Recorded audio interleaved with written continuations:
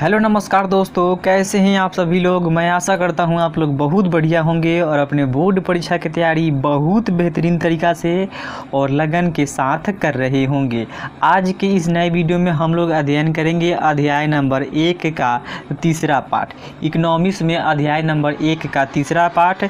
इसमें आज हम लोग अध्ययन करेंगे मानव विकास सूचकांक, आर्थिक विकास क्या है, आर्थिक प्रगति क्या है, आर्थिक वृद्धि और आर्थिक प्रगति और आर्थिक विकास में अंतर क्या है। ये सभी के सभी महत्वपूर्ण टॉपिक को हम जानने वाले हैं, जिससे आपके बोर्ड परीक्षा में प्रत्येक साल हो सके तो 2 नंबर के प्रश्न पूछे जाते हैं और कई बार पूछे भी गए हैं। इसीलिए वीडियो बहुत इम्पोर्टेंट और बहुत खास है। आप लोग वीडियो को शुरू से लेकर अंत तक देखने का प्रयास ज़रूर कीजिएगा। तो चलिए मैं इसी के साथ वीडियो को प्रारंभ करता हूं। यदि आप इसके दोनों पार्ट को नहीं देखे हैं तो प्लेलिस्ट में वीडियो है, जाइए और दोनों पार्ट को देखिए और अपना नोट्स तैयार कीजिए ताकि आप बोर्ड परीक्षा में बेहतर से बेहतर अंक ला सकें। तो देखिए, सबसे पहले इसमें हम समझते हैं कि आखिर मानव विकास रिपोर्ट या मानव विकास सूचकांक होता क्या है। ठीक है, तो सबसे पहले मैं पढ़ता हूँ, उसके बाद आपको बारी बारी से समझाता हूँ कि कौन कौन से आपसे प्रश्न पूछे जा सकते हैं। देखिए, मानव विकास रिपोर्ट प्रतिवर्ष UNDP के द्वारा जारी किया जाता है। किसके द्वारा जारी किया जाता है? UNDP के द्वारा जारी किया जाता है। मानव विकास में वर्ष 2016 से 17 में भारत का स्थान 131वां था। कितना था? 131वां था। और सबसे पहले स्थान पर, यानी कि पहले स्थान पर कौन देश था? तो नॉर्वे था। सबसे पहले स्थान पर नॉर्वे था। मानव विकास का विचारधारा पाकिस्तानी अर्थशास्त्री महबूब उल हक की देन है। यहाँ तक क्लियर है? महबूब उल हक की देन है। इस रिपोर्ट को बनाने में किसी देश में शिक्षा, स्वास्थ्य, जीवन प्रत्याशा का उपयोग किया जाता है। अब देखिए, आपसे क्या क्या प्रश्न पूछा जा सकता है। तो सबसे पहले मानव विकास रिपोर्ट किसके द्वारा जारी किया जाता है प्रत्येक साल? तो मानव विकास रिपोर्ट जारी किया जाता है UNDP के द्वारा जारी किया जाता है। किसके द्वारा? UNDP के द्वारा जारी किया जाता है, जिसका फुल फॉर्म है यूनाइटेड नेशनल डेवलपमेंट प्रोग्राम। क्या है? United national development programme, UNDP का फुल फॉर्म है। इसके द्वारा जारी किया जाता है मानव विकास सूचकांक। ठीक है, तो मानव विकास में वर्ष 2016 से 17 में भारत का स्थान कितना था? 131वां था। और पहले स्थान पर कौन था? नॉर्वे था। सबसे पहले मैं बता दूं कि ये पुराने आंकड़े ही आपके NCERT में दिए गए हैं और पुराने आंकड़े ही आपसे बोर्ड परीक्षा में पूछे जाते हैं। इसीलिए हमें करंट याद करने की कोई आवश्यकता नहीं है, हम लोग यही याद करेंगे। उसके बाद है, देखिए, मानव विकास का विचारधारा किस अर्थशास्त्री से मिलता है, यह भी आपसे पूछा जा सकता है। तो मानव विकास का विचारधारा पाकिस्तानी अर्थशास्त्री, किससे? पाकिस्तानी अर्थशास्त्री महबूब उल हक की देन है। किनकी देन है? महबूब उल हक की देन है। किसका? मानव विकास की विचारधारा। ठीक है, इस रिपोर्ट को बनाने में किसी देश के शिक्षा, स्वास्थ्य और जीवन प्रत्याशा का उपयोग किया जा सकता है। सबसे महत्वपूर्ण है ये कि मानव विकास के सूचकांक बनाने में किसी देश में किस किस का उपयोग किया जाता है। तो शिक्षा का उपयोग किया जाता है, स्वास्थ्य का उपयोग किया जाता है और जीवन प्रत्याशा का उपयोग किया जाता है। क्लियर है? और सबसे महत्वपूर्ण पॉइंट कि मानव विकास रिपोर्ट कब तैयार किया गया था? सबसे पहले तो अप्रैल 2002 को मानव विकास रिपोर्ट तैयार किया गया था। तो मुझे आशा है कि आप सभी ने समझ लिया होगा कि मानव विकास सूचकांक क्या है और इससे कई तरह के प्रश्न पूछे जाते हैं, आप लोगों को पता चल गया होगा। अब हम लोग समझते हैं उपनिवेश क्या होता है। तो सबसे पहले आप लोग इसका स्क्रीनशॉट लीजिए। ठीक है, स्क्रीनशॉट लीजिए और अपने कॉपी में एक बार लिखिएगा। सबसे पहले आप समझ लीजिए। ठीक, तो मुझे आशा है कि आप सभी ने स्क्रीनशॉट लिया। आइए अब हम लोग समझते हैं एक विशेष टॉपिक, उपनिवेश। उपनिवेश क्या होता है? देखिए, सबसे पहले आपसे इससे एक ही प्रश्न पूछा जा सकता है कि भारत किसका उपनिवेश था। तो भारत जो उपनिवेश था वो किसका उपनिवेश था दोस्तों? ब्रिटेन का उपनिवेश था। भारत करीब 200 वर्षों तक ब्रिटिश का शासन का एक उपनिवेश था, यानी कि 200 वर्षों तक ने अंग्रेज़ों ने भारत पर शासन किया, इसका आर्थिक शोषण किया। तो आखिर उपनिवेश से क्या तात्पर्य है, ये आपसे 2 नंबर के लिए पूछा जा सकता है।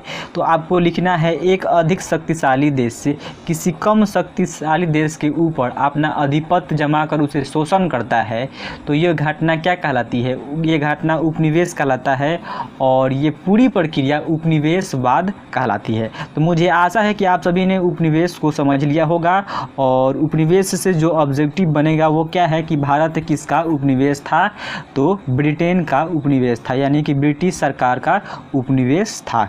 क्लियर है। अब देखिए हम लोग समझते हैं इसमें आर्थिक विकास, जो काफ़ी इम्पोर्टेंट टॉपिक है, इससे आपके बोर्ड परीक्षा में 2 नंबर के प्रश्न पूछे गए हैं शायद।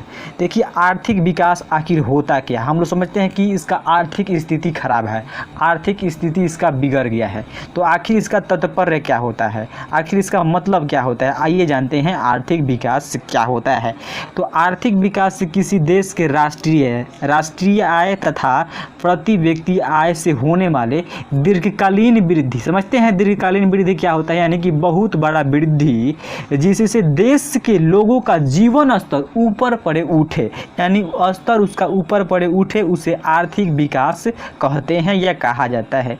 जैसे कि मान लीजिए आप एक बड़े आदमी हो गए, एक गरीब तबके से बड़े आदमी हो गए, तो आपका जीने का तरीका बदल जाएगा, आपका सब चीज़ का रहन सहन बदल जाएगा। तो ये क्या हुआ, एक प्रकार का आर्थिक विकास हुआ, आप में एक प्रकार का आर्थिक विकास हो गया है। तो ठीक उसी प्रकार किसी देश के राष्ट्रीय आय तथा प्रति व्यक्ति आय से होने वाले दीर्घकालीन वृद्धि जिससे देश के लोगों का जीवन स्तर ऊपर पड़े उठे, तो उसे क्या कहते हैं, आर्थिक विकास कहते हैं। मुझे आशा है कि आप सभी ने आर्थिक विकास को अच्छी तरह से समझ लिया होगा। तो आइए देखते हैं नोट में कुछ महत्वपूर्ण बातें। नोट में है कि मेडिसन के अनुसार धनी देशों का आय बढ़ता है तो उसे क्या बोलते हैं। तो मेडिसन के अनुसार यदि धनी देशों का आय बढ़ता है या स्तर बढ़ता है तो उसको हम लोग क्या बोलते हैं, आर्थिक वृद्धि कहते हैं। यदि धनी देश का आय बढ़ेगा तो आर्थिक वृद्धि, और जो कमजोर है गरीब है उसका आय बढ़ेगा यानी कि निधन है, तो उसे हम लोग आर्थिक विकास कहेंगे। क्या बोलेंगे, आर्थिक विकास कहेंगे। अब देखिए इसको समझते हैं, आखिर आपसे इसे प्रश्न क्या पूछा जाएगा। तो आपसे यही प्रश्न पूछा जाएगा कि किसी देश का आय बढ़ने से आर्थिक वृद्धि होती है तथा जबकि निधन देशों का आय बढ़ता है तो उसे आर्थिक विकास कहा जाता है या सूचक होता है। यह कथन किसने कहा, यही आपसे प्रश्न पूछा जा सकता है 1 नंबर के लिए। तो मेडिसन के अनुसार यदि किसी देश का आय बढ़ता है तो या स्तर उसका ऊंचा हो रहा है तो वो क्या है, आर्थिक वृद्धि यानी कि इकोनॉमिक ग्रोथ है, ग्रोथ का सूचक है। और जबकि निधन देशों का यानी गरीब कोई देश है तो गरीब देश में आय बढ़ता हुआ स्तर क्या कहलाता है, आर्थिक विकास कहलाता है। मुझे आशा है कि आप सभी ने ये नोट को अच्छी तरह से समझ लिया होगा। तो आप लोग इसका स्क्रीनशॉट लीजिए। इसी के साथ हम लोग बढ़ते हैं आर्थिक प्रगति की ओर कि आखिर आर्थिक प्रगति क्या होता है और इसका तात्पर्य समझते हैं। आर्थिक प्रगति से क्या तात्पर्य है। तो आर्थिक प्रगति देखिए एक व्यापक शब्द है। क्या है, सबसे पहले आर्थिक प्रगति एक व्यापक शब्द है, यानी कि इकोनॉमिक प्रोग्रेस क्या है, एक व्यापक शब्द है। यहीं पे सुन के याद कर लेना है और नोट करते समय कुछ याद हो जाएगा और यहाँ पे सुन के कुछ याद हो जाएगा। क्या है, आर्थिक प्रगति एक व्यापक शब्द है। इसका उपयोग आर्थिक इकाई के लिए किया जाता है या किया जा सकता है। ध्यान देना है, इसका उपयोग आर्थिक इकाई के लिए, किसका, आर्थिक इकाई के लिए हम लोग प्रयोग करते हैं या किया जा सकता है। इसमें आर्थिक वृद्धि तथा आर्थिक विकास दोनों शामिल रहते हैं, यानी कि दोनों निहित रहते हैं, मिले रहते हैं। किसमें, आर्थिक प्रगति में आर्थिक वृद्धि और आर्थिक विकास दोनों क्या होते हैं, निहित रहते हैं, शामिल रहते हैं। आर्थिक विकास भी और आर्थिक वृद्धि भी दोनों इसमें शामिल रहता है। किसमें, आर्थिक प्रगति में।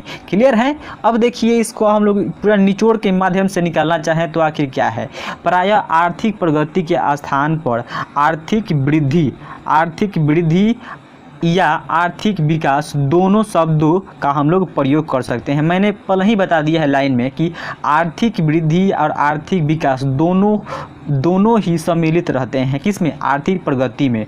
इसको हम लोग इस प्रकार भी लिख सकते हैं, प्रायः आर्थिक प्रगति के स्थान पर हम लोग आर्थिक वृद्धि तथा आर्थिक विकास दोनों शब्दों का हम लोग यूज कर सकते हैं, यानी कि प्रयोग कर सकते हैं। मुझे आशा है कि आप सभी को आर्थिक प्रगति समझ में आ गया होगा कि आर्थिक प्रगति आखिर क्या होता है। तो इसको आप लोग स्क्रीनशॉट लीजिए और अपने कॉपी में लिखने का प्रयास कीजिएगा। और सबसे महत्वपूर्ण पॉइंट है, यहाँ पे एक अर्थशास्त्री लिखे हैं, प्रूफ लेविस के अनुसार आर्थिक विकास और आर्थिक वृद्धि तथा आर्थिक प्रगति में कोई अंतर नहीं है। ये आपसे पूछेगा कि आर्थिक विकास, आर्थिक वृद्धि और आर्थिक प्रगति में कोई अंतर नहीं होता है, यह कथन किसने कहा? तो यह कथन कहे हैं लेविस ने कहे हैं यह कथन कि आर्थिक विकास, आर्थिक वृद्धि और आर्थिक प्रगति में कोई अंतर नहीं होता है। तो मुझे आशा है कि ये लाइन भी आपको याद रहेगा। तब तक बढ़ते हैं इसके अगले टॉपिक की। देखिए, इसका अगला टॉपिक है आर्थिक नियोजन। क्या है दोस्तों? आर्थिक नियोजन है, यानी कि इकोनॉमिक प्लानिंग। इकोनॉमिक प्लानिंग, इसका अर्थ क्या होता है, आखिर इसका तात्पर्य क्या है आर्थिक नियोजन से? तो देखिए, सबसे पहले मैं आपको जो आसान है उसको बताता हूँ। उपलब्ध संसाधनों का कुशलतम उपयोग, जिनसे अधिक से अधिक आवश्यकताएं पूरी की जा सके, उसे आर्थिक नियोजन कहते हैं। अब देखिए, जो आपके एनसीईआरटी में दिया है उसका अर्थ क्या है? दोनों का अर्थ एक ही है, परिभाषा थोड़ा सा इधर उधर है। तो इसका अर्थ है राष्ट्र, या राष्ट्र यानी क्या होता है? देश। तो यहाँ पे बोल सकते हैं किसी देश में उपलब्ध संसाधनों का कुशलतम उपयोग, यानी कि बढ़िया सा उपयोग, कुशलतम उपयोग, जिनसे अधिक से अधिक आवश्यकताएं पूरी की जा सके, उसे आर्थिक नियोजन कहते हैं। क्लियर है? अब देखिए, इसको हम लोग और दूसरे तरीका से लिखना चाहें तो इसका अर्थ है राष्ट्र की प्राथमिकताओं के अनुसार देश के संसाधनों का विभिन्न विकासात्मक क्रियाओं में प्रयोग करना। बादवा वही है, यानी कि उपलब्ध संसाधन, जो भी देश में उपलब्ध संसाधन है तो उसका हम लोग बढ़िया से बढ़िया उपयोग करके अधिक से अधिक आवश्यकताओं को पूरी करेंगे, तो उसे क्या बोलेंगे? आर्थिक नियोजन कहेंगे। क्लियर है? मुझे आशा है कि आपको यह याद रहेगा। तो यहाँ तक आप लोग स्क्रीनशॉट लीजिए। तब तक हम बढ़ते हैं इसके नोट की ओर। तो नोट जो है काफ़ी इम्पोर्टेंट है, जिससे आपके बोर्ड परीक्षा में 2019, 20, 21 में भी प्रश्न पूछा गया है लगातार। तो देखिए, नोट क्या है? नोट बहुत इम्पोर्टेंट होने वाला है। तो नोट यही है कि भारत में योजना आयोग का, भारत में एक योजना आयोग है। क्या है? भारत में एक योजना आयोग है। अब भाई, योजना आयोग क्या होता है? तो देखिए, भारत में जो एक योजना आयोग है, जो सरकार 5 वर्षों के लिए चुनकर आती है, वो एक योजना तैयार करती है, जिसे योजना आयोग कहते हैं। क्लियर है? तो भारत में एक योजना आयोग है जो आने वाली 5 वर्षों के लिए आर्थिक विकास की योजना बनाता है। किसके लिए बनाता है? आर्थिक विकास के लिए योजना बनाता है। भारत में योजना आयोग का गठन 15 मार्च 1950 को किया गया। यही आपसे पूछा जाता है बोर्ड परीक्षा में कि भारत में योजना आयोग का गठन कब किया गया था? तो 15 मार्च 1950 को योजना आयोग का गठन किया गया। और इससे प्रश्न क्या बनेंगे, ये देखिए कि इसके अध्यक्ष कौन होते हैं। और ऑप्शन में रहेगा प्रधानमंत्री, मुख्यमंत्री, राष्ट्रपति, इनमें से कोई नहीं। तो योजना आयोग का अध्यक्ष प्रधानमंत्री होते हैं। अभी आपसे पूछा जाए कि भारत में वर्तमान में योजना आयोग के अध्यक्ष कौन है, तो आप क्या कहिएगा? तो अभी भारत में वर्तमान में योजना आयोग के अध्यक्ष नरेंद्र मोदी हैं। कौन है? नरेंद्र मोदी है। और आपसे यह प्रश्न पूछा जा सकता है कि योजना आयोग के प्रथम अध्यक्ष कौन थे? तो योजना आयोग के प्रथम अध्यक्ष जवाहरलाल नेहरू थे। क्लियर है दोस्तों?